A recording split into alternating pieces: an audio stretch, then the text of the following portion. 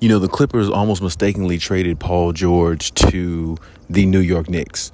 Now, I personally sit here and tell you I don't understand why, because I don't think the New York Knicks has anything that the Clippers would need in regards to that will help them win a championship. The Clippers are the most deepest team in the NBA, even though they did let Eric Gordon basically walk, which I don't know why. I mean, they traded, Luke Kennard and, Reggie Jackson and players like that. They could have just kept them if they were going to get rid of somebody that they traded them for in mid-season to try to make this run for a championship, which they weren't unable to because Kawhi and PG couldn't stay healthy once again. So they probably should have just kept the same team they had, maybe adding a Mason Plumlee or somebody like that on the back end. But if they're just going to trade, let players walk, do the luxury tax and save money, well, why not just keep the team you had? And with Luke Kennard and Reggie Jackson, keep the team the way it was. But that's neither here nor there. It's another story for another day. But my point is, the Clippers were going to trade Paul George to the New York Knicks for who? I mean, honestly, of course, you could say Obi Toppin was a name that was out there. I actually spoke about Obi Toppin about a couple weeks ago in regards to him possibly being traded to the Clippers and everything. But Obi Toppin is a big man, and he's not somebody who can stretch the floor, really shoot like that. He's an all right shooter. His defense is good. He's got a lot of athleticism, a lot of upside to his game, a lot of promise to his game future-wise. But as of right now, he can't give the Clippers anything that I think they already don't have. I mean, Mason Plumlee is a good backup. He's got size, length. He can, handle the ball a little bit, pass the ball a little bit. Shoot free throws pretty good. He's a good offensive rebounder, and he's a little athletic himself, even though he's been in the league for several years now. And then, Zubac is a finesse, the quite opposite of Mason Plumlee. He's very finesse, good touch around the rim,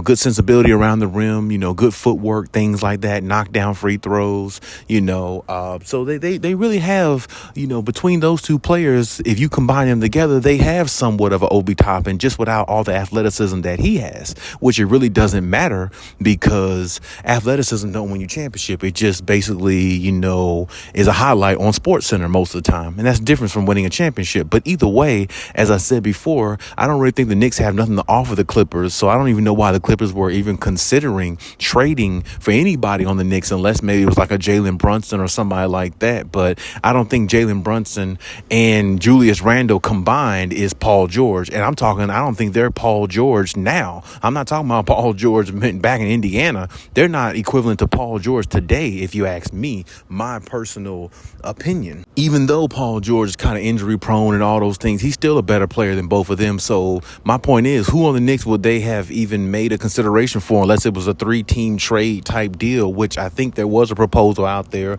several weeks ago about 3-team trade deal between the Clippers, the Knicks, and the Bulls.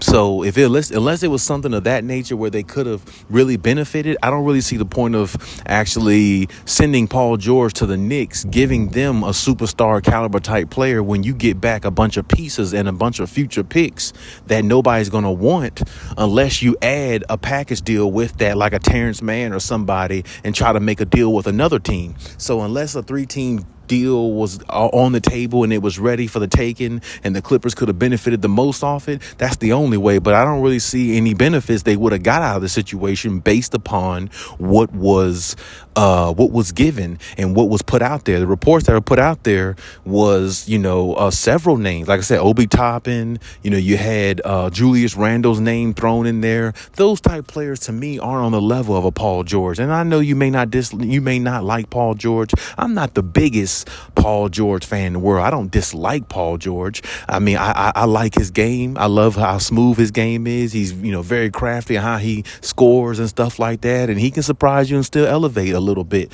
and get off the ground and stuff. But, no matter what you say, he's better than every player on the Knicks. And there's no equivalency there. And this is the problem with the Clippers. You got to stop giving away players or proposing to give away, better players for weaker talent. That's just just not a recipe for success. That's not how great teams win championships. And I said this before a long time ago. In order for the Clippers to win a championship, it's not just the players. It has to be continuity all through the team, which is the top, start from the top to the bottom, management all the way down to the roster.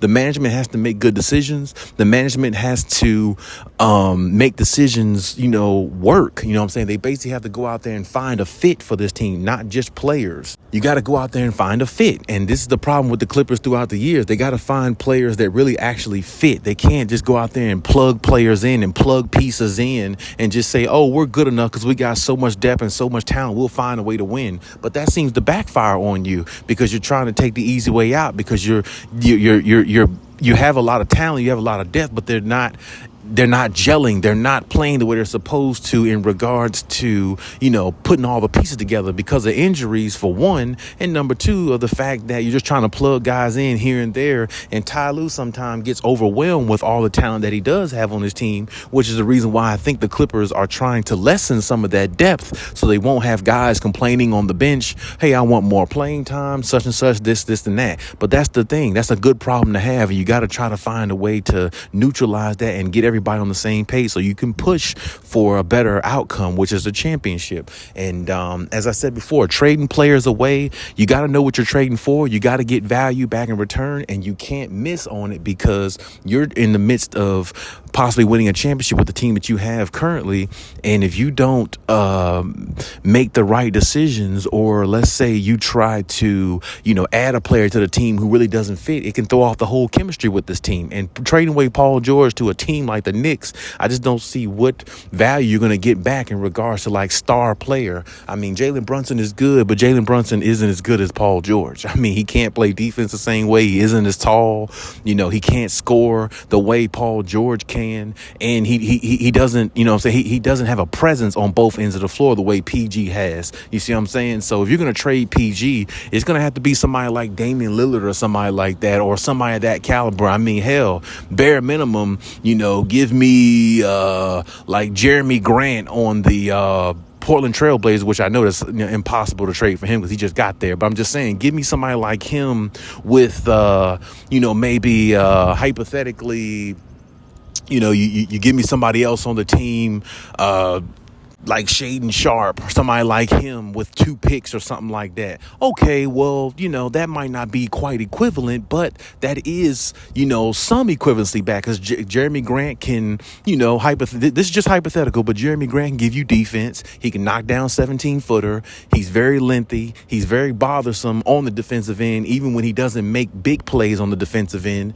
And he's somebody that you can count on every night, giving you that defense and that, playing that 3-and-D role. Now that his 3-point shot and his jump shot's getting a little bit better over time. So there again, it's a 3-and-D guy, and Paul George is a 3-and-D guy. And hypothetically, they added somebody like, Shaden Sharp or somebody like that. See, to me, that's more of value of what Paul George is, because you're getting somebody back defensively and all that, and somebody who's really adequate. I don't really feel like nobody on the Knicks is adequate because, like I said, Julius Randle was the guy. Now Jalen Brunson is the guy, and Julius Randle really should be the number 3 guy. I personally think RJ Barrett is better than Julius Randle, but that's my personal opinion. But this is what I'm saying. Like, the Clippers are wasting times with teams like this. Don't waste time. Go out there and go after somebody substantial. Don't waste time with teams who don't have nothing for you. The Clippers depth, the Clippers bench is damn near as good as everybody on the damn Knicks. The Clippers bench is damn near good enough, everybody on the bench. I mean, I think if the Clippers bench played the Knicks starters in a 7-game series, I think it would go 7 games at bare minimum. You see what I'm talking about? So it's like the Clippers just got to start making better decisions and start understanding what they're doing, what the process is, and who they need to go after. So with that being said, I'm glad they didn't trade Paul George away to a team that they weren't really going to get much back for. Even if they trade with the Bulls, I don't know if they would have got much back even in a 3-team trade with the Bulls. So we'll have to see how it goes. But for the Clippers, start making better decisions and you'll get a better outcome.